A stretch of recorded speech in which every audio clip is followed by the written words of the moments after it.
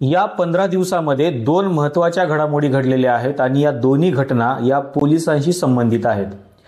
Police किती तत्परतेने काम करतात हे या दोन्ही घटनेवरून आपल्या लक्षात येतं आणि पोलिसांचा कल नेमका कोणाच्या बाजूने असतो आणि पोलीस यंत्रणा कोणासाठी काम करते हे या घटनेमधून आपल्याला दिसायला लागतं।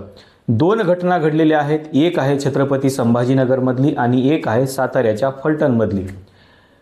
साताऱ्याच्या फलटणमध्ये एका डॉक्टरने आत्महत्या केलेली आहे आणि तिने आपल्या हातावरती काही अधिकाऱ्यांची नावे लिहिलेली आहेत।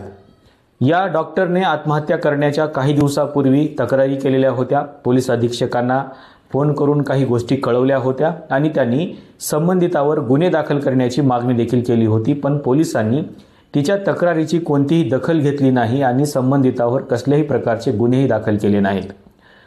एका बाजूला एक सामान्य डॉक्टर पोलिसांकडे जाते, तक्रार देते आणि गुन्हा दाखल करण्याची मागणी करते, पण पोलीस त्याचे तक्रारीची नोंद घेत नाहीत आणि कोणत्याही प्रकारचा गुन्हा देखील दाखल करत नाहीत।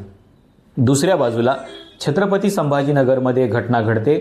एका शासकीय महाविद्यालयासमोर राष्ट्रीय स्वयंसेवक संघाचे काही पदाधिकारी सदस्य नोंदणी करतात आणि ही सदस्य नोंदणी करत असताना दुसऱ्या एका संघटनेचे काही पदाधिकारी तिथे येतात आणि त्या पदाधिकाऱ्यांनी त्यांना जाब विचारला जातो आणि तुम्ही इथे कोणाच्या परवानगीने बसलेले आहात, तुम्हाला अशा प्रकारची नोंदणी करण्याचा अधिकार आहे का, अशा प्रकारची शाब्दिक बाचाबाच या दोन्ही संघटनेच्या पदाधिकाऱ्यामध्ये होते। आणि त्यानंतर ज्या संघटनेने तिथे नोंदणी सुरू केली होती आणि त्यांच्या विरोधामध्ये ज्या संघटनेने आवाज उठवलेला होता, या दोघांचं प्रकरण पोलीस स्टेशनपर्यंत जातं। हालाकी जी संघटना तिथे नोंदणी करते त्या संघटनेची या बाबतीमध्ये कोणतीही तक्रार पोलिसांकडे नसते। पोलिसांकडे ते कोणत्याही प्रकारची तक्रार नोंदवत नाहीत आणि ते संबंधितावर गुन्हे दाखल करा अशा प्रकारची मागणीही करत नाहीत। पण पोलीस इतकी तत्परता दाखवतात की लागलीच या विरोध करणाऱ्या संघटनेवरती गुन्हे दाखल होतात आणि हे प्रकरण एवढं मोठं होतं की त्या संघटनेवरती जे गुन्हे दाखल केलेले आहेत पदाधिकाऱ्यावरती ते गुन्हे मागे घेण्यात यावेत अशा प्रकारचा मागणी करणारा एक मोर्चा थेट त्या विरोधकांच्या संघटनेच्या कार्यालयावरती जातो। दोन्ही घटना तुम्ही तपासून बघा। एकाच घटनेमध्ये एक सामान्य व्यक्ती पोलिसांकडे जाते, रीतसर तक्रार अर्ज दाखल करते, पण पोलीस त्या बाबतीमध्ये कुठलीही दखल घेत नाहीत आणि कोणत्याही प्रकारचा गुन्हा संबंधित व्यक्तीवरती करत नाहीत। दुसऱ्या बाजूला कोणाचीही तक्रार नाही, कोणीही त्या बाबतीमध्ये अर्ज दाखल केला नाही। जे पोलीस अधीक्षक आहेत किंवा जी काही पोलीस यंत्रणा आहे त्यांच्याकडे कोणीही कसल्याही प्रकारची तक्रार दाखल करत नाही, पण तरीही पोलीस स्वतःहून इथे येतात, त्या पदाधिकाऱ्यांच्या विरोधामध्ये गुन्हे दाखल करतात आणि पोलीस निघून जातात। दोन्ही घटना आहेत। पहिल्या घटनेमध्ये एक महिला डॉक्टर आहे जी साताऱ्याच्या फलटणच्या हॉस्पिटलमध्ये काम करते, तिला होणारी जी अडचण आहे ती अडचण सांगून ती पोलिसांना गुन्हे दाखल करण्याची मागणी करते, पण पोलीस गुन्हे दाखल करत नाहीत। दुसऱ्या बाजूला कोणत्याही प्रकारची तक्रार नसताना देखील पोलीस तत्परता दाखवतात आणि पोलीस त्या ठिकाणी गुन्हे देखील दाखल करतात। आता हे दोन्ही प्रकरणं जर तुम्ही बघितले तर तुमच्या लक्षामध्ये येईल की नेमकं पोलीस यंत्रणा कोणासाठी काम करते। जी महिला डॉक्टर आहे ती महिला डॉक्टर ही कुठल्याही राजकीय पक्षाशी संबंधित नाही आणि त्याच्यामुळे तिचा गुन्हा देखील दाखल केला जात नाही आणि तिच्या तक्रारीची कसल्याही प्रकारची दखल घेतली जात नाही। दुसऱ्या बाजूला हे राजकीय प्रकरण आहे आणि एक संघटना जी सदस्य नोंदणी करते आहे ती संघटना राजकारणाशी संबंधित आहे आणि ती सत्ताधाऱ्यांशी संबंधित आहे आणि म्हणून त्यांना त्रास होऊ नये म्हणून विरोधकांनी ज्या संघटनेने यांना विरोध केला होता त्यांच्यावरती गुन्हे दाखल केले जातात। हालाकी सत्ताधारी संघटनेचा अर्थातच त्या संघटनेचा कोणत्याही प्रकारचा अर्ज पोलीस अधीक्षकांकडे येत नाही, कोणत्याही प्रकारची तक्रार येत नाही, पण तरीही पोलीस स्वतः पुढे येतात आणि तिथे गुन्हे दाखल करतात। या दोन्ही घटना जर बघितल्या तर तुम्हाला लक्षात येईल की सत्ता किती महत्त्वाची आहे आणि सत्तेसाठी सगळी यंत्रणा कशा पद्धतीने काम करते।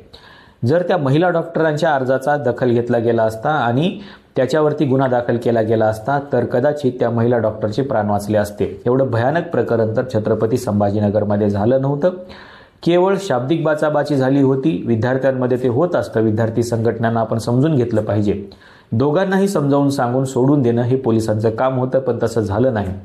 कुठल्याही प्रकारची तक्रार नसताना देखील त्या संघटनेच्या म्हणजे विरोधी संघटनेच्या काही पदाधिकाऱ्यावरती गुन्हे दाखल झाले आणि त्यांची पोलीस केस देखील केली गेली, पण कुठल्याही प्रकारची तक्रार नसताना एका बाजूला महिला डॉक्टरच्या बाजूने कुठलीही सत्ता नाही आणि दुसऱ्या बाजूला सत्ताधारी असलेल्या पक्षाची संघटना आहे, पण तिची कोणतीही तक्रार नाही. म्हणजेच काय, तर तुम्ही सामान्य व्यक्ती असाल तर तुमच्या अर्जाची दखल घेतली जात नाही, पण तुम्ही जर सत्ताधारी असाल तर तुम्हाला अर्ज देखील करायची गरज नाही, तुमच्या विरोधकावरती थेट गुन्हा दाखल होऊ शकतो. एवढी तत्पर यंत्रणा आपल्या देशामध्ये आहे. महिला सुरक्षेचा प्रश्न या निमित्ताने पुन्हा एकदा पुढे आलेला आहे. 2022 अर्थातच 2019 पासूनचा जर तुम्ही आकडा बघितला नॅशनल क्राईम रेकॉर्ड ब्युरोचा, तर तुम्हाला असं दिसेल की महाराष्ट्रामध्ये महिला किती असुरक्षित आहेत. मागच्या 3 वर्षामध्ये महिलांच्या मिसिंग केसेसमध्ये महाराष्ट्र देशामध्ये नंबर 1 वरती आहे. दरवर्षी भारतामधून ज्या 64,000 महिला गायब होतात, बेपत्ता होतात, मिसिंग होतात, त्यापैकी जवळपास 18 ते 19,000 महिला या फक्त एकट्या महाराष्ट्रातून मिसिंग होतात. याची कुठलीही दखल घेतली जात नाही आणि म्हणून महिलांच्या सुरक्षेचा प्रश्न आता पुन्हा एकदा या पुरोगामी महाराष्ट्रासमोर उभा आहे. या महाराष्ट्रामध्ये महिला सुरक्षित आहेत का असा प्रश्न देखील विचारला जातो आहे आणि या बाबतीमध्ये सरकार नेमकं काय करते हा देखील प्रश्न विचारला जातोय. पण तुमच्या लक्षात आलं असेल की नेमकं सरकार काय करते आणि सरकारची असलेली पोलीस यंत्रणा नेमकं काय करते आहे. या दोन्ही घटना तुम्हाला काय सांगतात हे लक्षात घ्या. या दोन्ही घटना कशा पद्धतीने आपण बघितल्या पाहिजेत. एका बाजूला कुठल्याही राजकीय पक्षाचा पाठिंबा नसलेली डॉक्टर वारंवार तक्रार देऊनही तिची दखल घेतली जात नाही आणि दुसऱ्या बाजूला राजकीय पक्षाशी संघटित असलेल्या आणि सत्ताधारी पक्षाशी संघटित असलेल्या संघटनेची कुठल्याही प्रकारची तक्रार नसताना देखील पोलीस त्यांच्या विरोधकावरती गुन्हे दाखल करतात. ही घटना आपण समजून घेतली पाहिजे आणि हे बघितलं पाहिजे की नेमकं पोलीस यंत्रणा कशा पद्धतीनं काम करते आहे आणि म्हणून हे उघड आहे की शासन असेल किंवा प्रशासन असेल हे फक्त सत्ताधाऱ्यांच्या बाजूने काम करण्यासाठी उभी राहिलेली एक यंत्रणा राहिलेली आहे का असा देखील प्रश्न निर्माण होतो आहे. आपल्याला नेमकं या घटनेबद्दल काय वाटतं हे सांगायला विसरू नका. दोन्ही घटनेकडे तुम्ही कसं बघता हे देखील सांगायला विसरू नका. आजच्या व्हिडिओमध्ये आपण इथेच थांबूया. धन्यवाद.